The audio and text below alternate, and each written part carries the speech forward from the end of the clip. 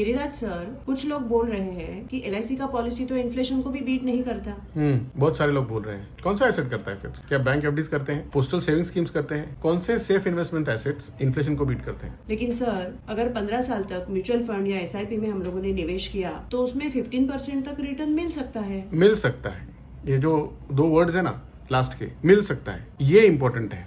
Guarantee है? अगर इतनी ही गारंटी है तो सेबी को बोलो वो डिस्क्लेमर हटाने को, सब्जेक्ट टू मार्केट रिस्क, और वहां पे डालने को invest about 15 years and get guaranteed about 15% return. करेगी सेबी? नहीं करेगी। एक्चुअल में ये जो एसेट वॉर लोगों के दिमाग में डाला है ना, यही गलत है। आपने कौन सा एसेट आपको कितना रिटर्न दे रहा है इसके ऊपर फोकस नहीं करना चाहिए, बल्कि आपने ये देखना चाहिए कि आपके टोटल पोर्टफोलियो का कितना रिटर्न है। जिस तरीके से हम लोग खाना खाते हैं तो रोटी भी इंपॉर्टेंट है, सब्जी भी इंपॉर्टेंट है, दाल भी इंपॉर्टेंट है, चावल भी इंपॉर्टेंट है। इसको पूरा डाइट, जिसको हम लोग एक बैलेंस डाइट बोलते हैं, वो इंपॉर्टेंट है ना। उसी तरीके से आपके पोर्टफोलियो में सब कुछ होना चाहिए। एलआईसी एंडोमेंट पॉलिसीज होनी चाहिए, होल लाइफ पॉलिसीज होनी चाहिए, टर्म पॉलिसी होनी चाहिए, म्यूचुअल फंड होना चाहिए, इक्विटीज होना चाहिए। ये सब कुछ होना चाहिए और उसके बाद आपने देखना चाहिए कि मेरे पोर्टफोलियो को कितना रिटर्न मिला। और ये गिरिराज नहीं बोल रहा है, ये हैरी मार्कोविट्ज सर बोल रहे हैं, जिनके मॉडर्न पोर्टफोलियो थियरी को इकोनॉमी का नोबेल प्राइज मिला हुआ है। तो जो लोग आपको सलाह दे रहे हैं कि आप एलआईसी मत करो क्योंकि इन्फ्लेशन को बीट नहीं करता है, तो क्या वो लोग